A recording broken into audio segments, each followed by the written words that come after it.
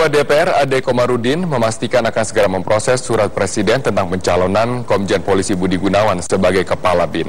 DPR akan meminta pendapat fraksi-fraksi pada Senin depan untuk membahas pencalonan Budi Gunawan.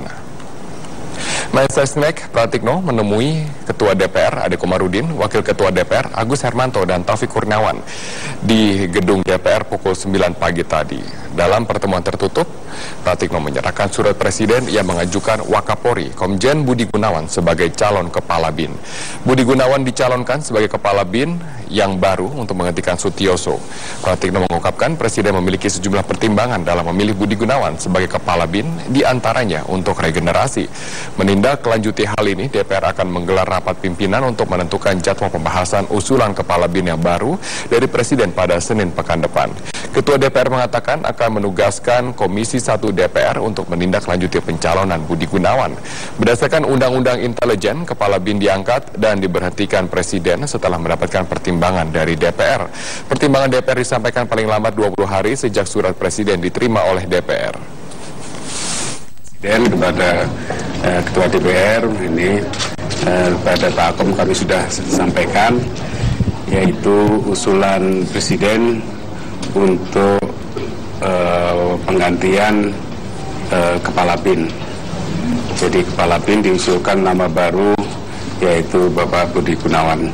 Jadi sekarang nanti prosesnya di DPR karena akan harus mendapatkan pertimbangan dari DPR untuk menentukan jadwal menindaklanjuti surat ini sesuai dengan peraturan perundangan. Nah, rencananya kami akan menindaklanjuti pekan depan, tetapi tentu nanti kita akan rapat dulu dengan fraksi-fraksi ya, pada hari Senin. Komjen Pol Budi Gunawan akhirnya dicalonkan sebagai Kepala BIN untuk menggantikan Sutioso. Perjalanan karir Budi Gunawan selalu menjadi pusat perhatian nasional. Komjen Budi Gunawan saat ini menjabat sebagai Wakil Kepala Polri. Perjalanan karirnya mewarnai hiruk-pikuk politik nasional. Lolos dalam uji kelayakan Komisi 3 DPR sebagai Kepala Polri, namun Presiden Joko Widodo tidak kunjung melantiknya. Budi Gunawan malah dilantik sebagai Wakil Kepala Polri setelah Presiden mengangkat Badrodin Haiti sebagai Kepala Polri. Budi Gunawan menjalani karir kepolisiannya dengan mulus di semua tingkatan. Di semua jenjang pendidikan Polri, ia lulus menjadi yang terbaik.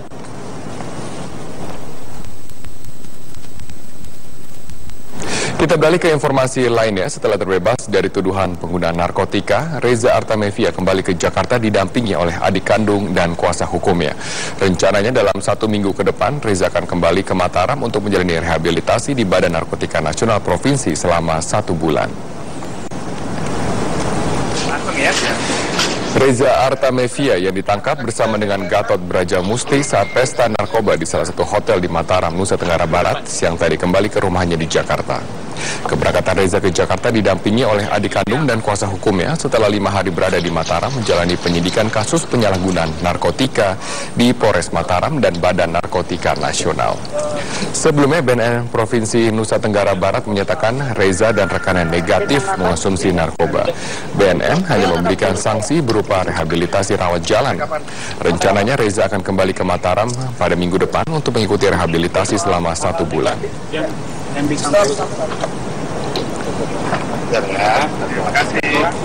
Setelah digeledah kepolisian pada Kamis malam, rumah Gatot Brajamusti di Pondok Pinang, Jakarta Selatan kini dijaga kerabat dekatnya. Hari ini direncanakan kepolisian akan kembali menggeledah rumah mantan Ketua Persatuan Artis Film Indonesia tersebut. 2 orang kerabat Gatot Brajamusti sengaja menempati rumah tersebut untuk persiapan penggeledahan kembali yang akan dilakukan oleh aparat kepolisian. Kerabat Gatot Brajamusti hanya bisa pasrah atas kasus yang menimpa pemilik Padepokan Brajamusti tersebut dan menyerahkan penyidikan sepenuhnya kepada aparat kepolisian.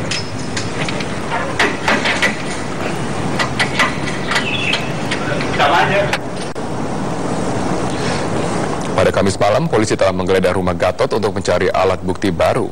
Penggeledahan juga disaksikan Gatot dan tim kuasa hukumnya. Namun penggeledahan akan kembali dilakukan karena salah satu berangkas milik Gatot belum berhasil diperiksa petugas kepolisian.